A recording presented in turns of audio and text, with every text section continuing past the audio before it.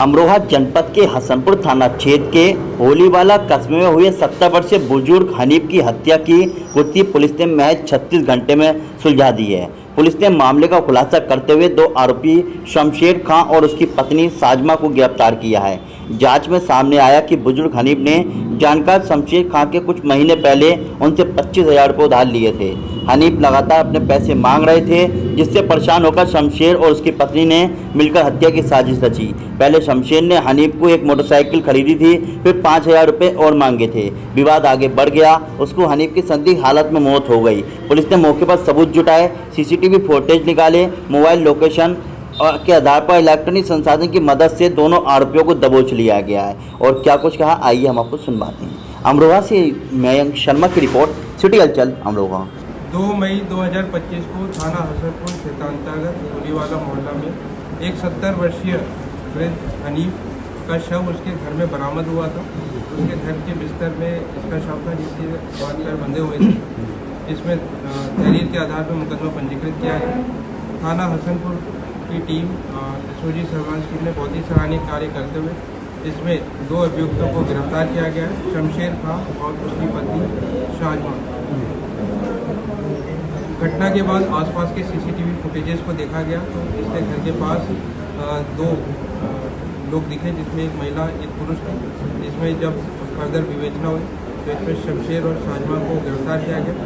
इन्होंने पूछताछ में बताया कि जो मृतक हनीफ था, इससे इन्होंने 25,000 रुपये उधार लिए हुए थे और अपना एक बाइक और बैटरी गिरवी रखा हुआ था।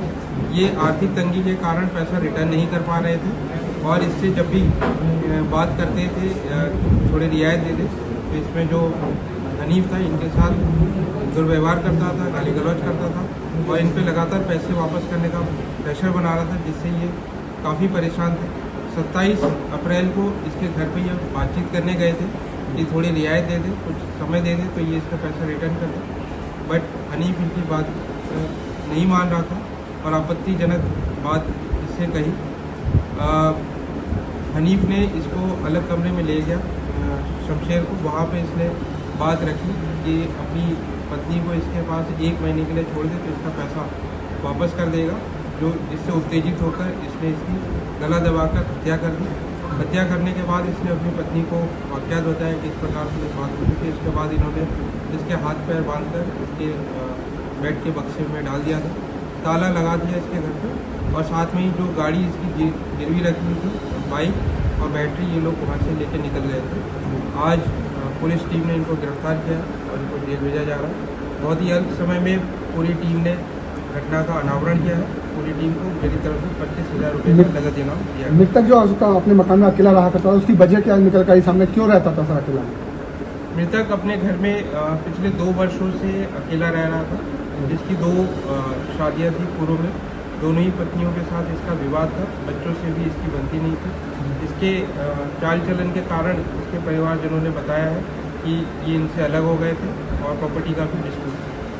मतलब ये जो साहूकार का काम जो करता था, अभी ब्याज के पैसे देता था, लगभग कितने समय से करता था वो पैसा? वो लगभग कौन आप योजना के अनुसार कौन कौन उसके आधार पर थे? अभी तक जो पूछताछ में प्रकाश में आया है कि जो मृतक हनीफ है, ये पैसे लेन देन का कार्य करता था, साहूकारी का कार्य करता था। बहुत ही हाई इंटरेस्ट रेट पे ये पैसे देता था।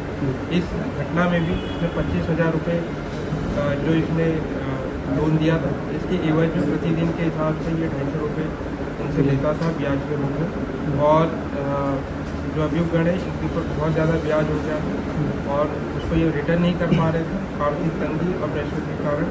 और जो उत्तेजनात्मक बात इसने कही, उसकी वजह से ये घटना घटी। इससे कोई मामले भी ऐसे सामने आए हैं कि और महिलाओं से इसके कुछ संबंध पाए गए हैं, या ताकि जो लोगों ने इतने दिन जो डेड बॉडी थी अंदर पड़ी रही, कोई इसकी धरती और दस्तक नहीं दी किसी लोगों ने भी?